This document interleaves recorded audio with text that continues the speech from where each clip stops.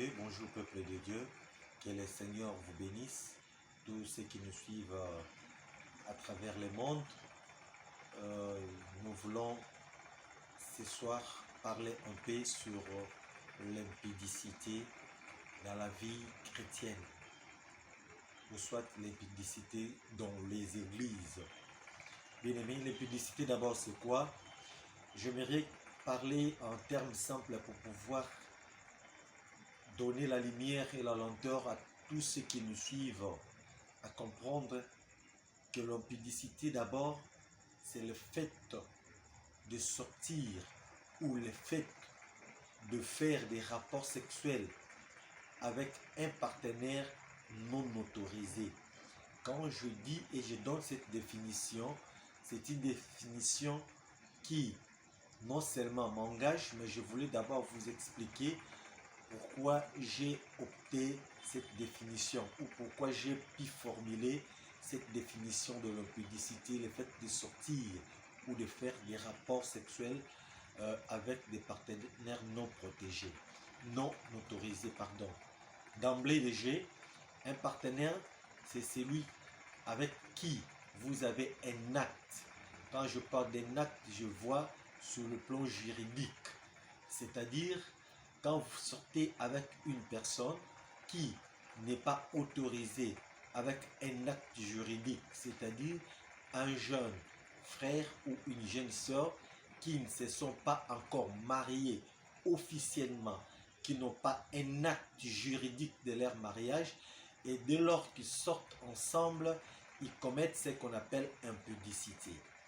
De même, quand l'acte n'est pas autorisé, une dame mariée qui sort avec un homme marié ou avec n'importe quelle personne, donc elle commet un acte non autorisé, un acte sexuel non autorisé qui n'a pas un acte juridique ou qui n'a pas de fondement juridique. À ce moment-là, nous allons dire qu'ils commettent l'impudicité. Donc l'impudicité, c'est le fait de se réunir, le fait de sortir ou de faire des rapports sexuels non autorisés. Une jeune sœur et un frère qui ne se sont pas encore mariés officiellement et qui sortent ensemble, donc ils commettent l'impudicité. Donc c'est punissable par la Bible et dans la loi du pays. Dans même le marié, l'un des partenaires mariés qui ont une union autorisée, mais l'un d'eux sortent et fasse ce qu'on appelle un rapport sexuel avec l'autre partenaire ou un autre partenaire en dehors du partenaire qui est autorisé, un partenaire qui est légalement autorisé. Je pense que ça peut aider nos frères, même ceux qui sont à l'étranger, ceux qui n'ont pas la même législation que nous, ici, à la RDC. Même les anglo-saxons, peut-être, ils vont comprendre ce que je suis en train de dire ou ma définition propre. Ça m'engage de moi, cette définition. Cette définition, je l'ai formulée par rapport à l'observation juridique des textes juridiques et par rapport ou à la lumière de la parole de Dieu. Alors, sans plus tarder, j'aimerais que nous puissions entrer dans la parole de Dieu et comprendre qu'est-ce que l'impudicité et quelles sont les conséquences qui peuvent amener l'impudicité.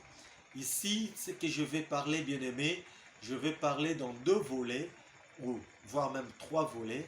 J'aimerais m'atteler sur trois volets. Le premier volet, je vais parler de ce volet, ce qui tire source ou racine à cette définition que je viens de faire, le volet juridique.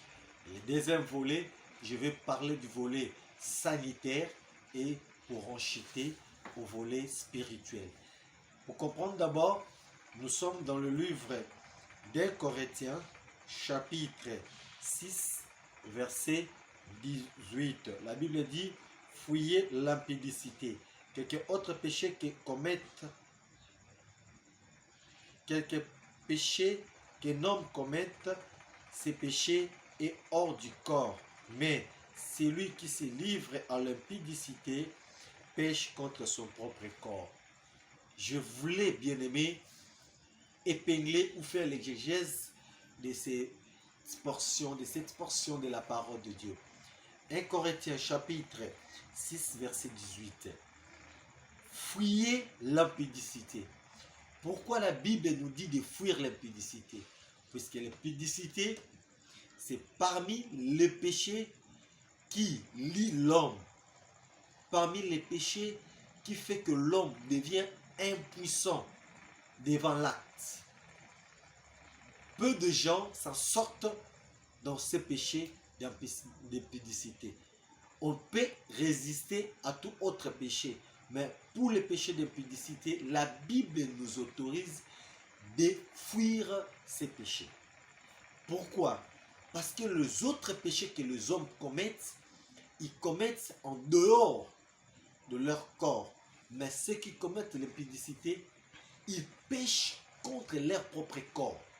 Je m'en vais expliquer sur les 3 volets que j'ai dit vous dire. Primo, sur le volet juridique. Bien aimé, quand quelqu'un commet l'impudicité avec, je prends un exemple banal, avec une mineure, un homme âgé madite qui commet l'impudicité avec une mineure, la loi d'abord, sur le plan juridique, va condamner la personne. Et la personne sera sanctionnée relativement aux lois et aux textes qui régit la nation ou le pays par lesquels la personne évolue. Ça, c'est sur le plan juridique. Sur le plan sanitaire, la petite qui a été violée, primo, elle sera déflorée, elle va perdre sa virginité. Et si l'homme qui a commis cet acte de péché adultère, d'impudicité, il était porteur d'une certaine maladie infectieuse, les maladies sexuellement transmissibles, l'homme peut transmettre cette maladie à la victime. L'homme peut avoir le sida, l'homme peut avoir le sceau de pisse, l'homme peut avoir d'autres pathologies liées au sexe ou liées au rapport sexuel. Donc sur le plan sanitaire, l'homme peut transmettre la maladie à la victime. Et sur le plan spirituel, la personne qui a commis cet acte d'impudicité sera frappée par l'Éternel. Donc, le sort éternel, c'est l'enfer. Ça, je pris juste l'exemple de viol. Puisque les cas de viol, ce sont aussi des cas d'impudicité forcée. Quand on dit viol, c'est un cas d'impudicité forcée. C'est-à-dire, la personne fait des rapports sexuels non autorisés avec un partenaire ou une partenaire qui n'a pas cette conviction. Donc une personne, un partenaire qui n'a pas la volonté de faire cet acte-là.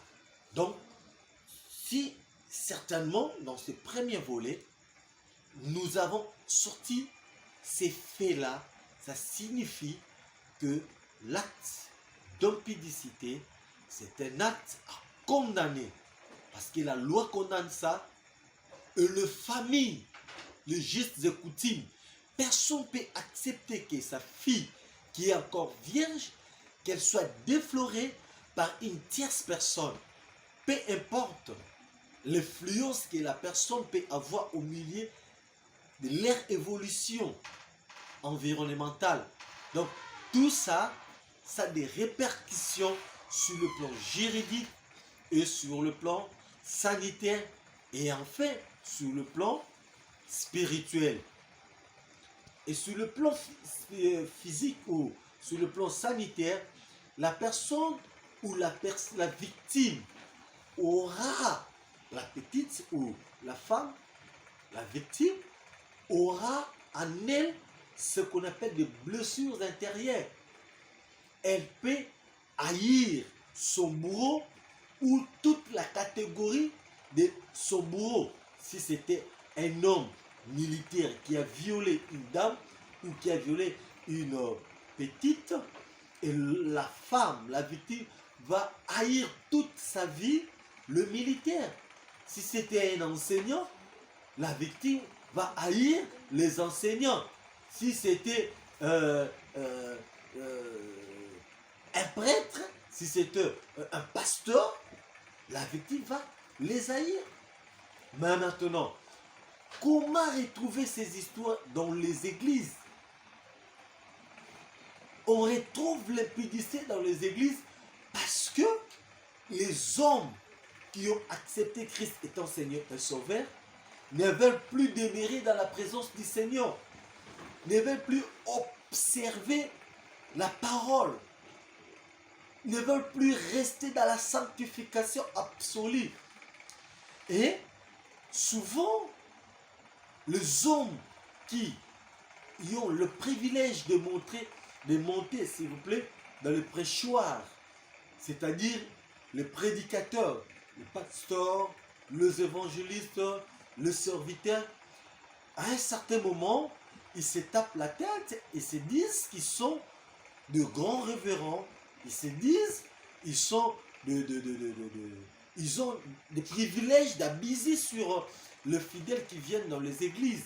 C'est ainsi que nous trouvons que dans certaines églises, les prêtres, le pasteur, les gens qui sont dans les sacerdoces commencent à dévier certains messages ou certaines portions de la parole pour maintenant abuser le sort, abuser les femmes mariées, abuser ceux qui viennent à l'église. Il se trouve qu'ils ont le privilège, ils ont le monopole et ils ont le succès, ils ont la préséance dans l'église et tout ça, ça leur donne une certaine orgueil, une certaine complexe de supériorité et ça les amène dans l'orgueil. Cette complexe qui les amène dans les orgueils, c'est une complexe de supériorité et ils veulent efféoder les autres pour mater et aller en avant. Toujours dans la Bible, j'aimerais que la Bible parle. Nous sommes toujours dans le livre d'un Corinthien. 1 Corinthiens chapitre 7 verset 2. La Bible nous dit quelque chose. Toutefois, pour éviter l'impudicité, que chacun ait sa femme et que chaque femme ait son mari.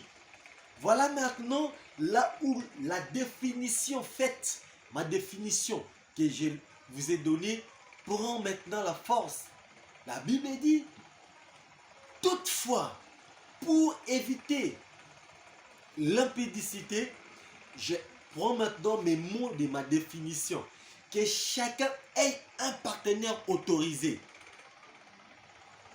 La Bible dit que chacun ait sa femme et que chaque femme ait son mari. Que Dieu vous bénisse. Et je pense aujourd'hui, c'est la première portion ou la première partie de notre message. Et nous allons continuer ça. Nous avons chuté pour vous dire, toutefois, nous pouvons éviter l'impudicité dans nos milieux, dans les écoles, dans le milieu du travail, dans l'église. Si quelqu'un marche conformément à la parole de Dieu, si quelqu'un marche dans la sanctification. Mais toutefois, si vous sentez que vous avez de la faiblesse devant le sexe opposé, que chacun de vous ait un partenaire autorisé, légalement autorisé au niveau de l'église et au niveau de la famille, ainsi qu'au niveau du ministère public. Que le Seigneur vous bénisse.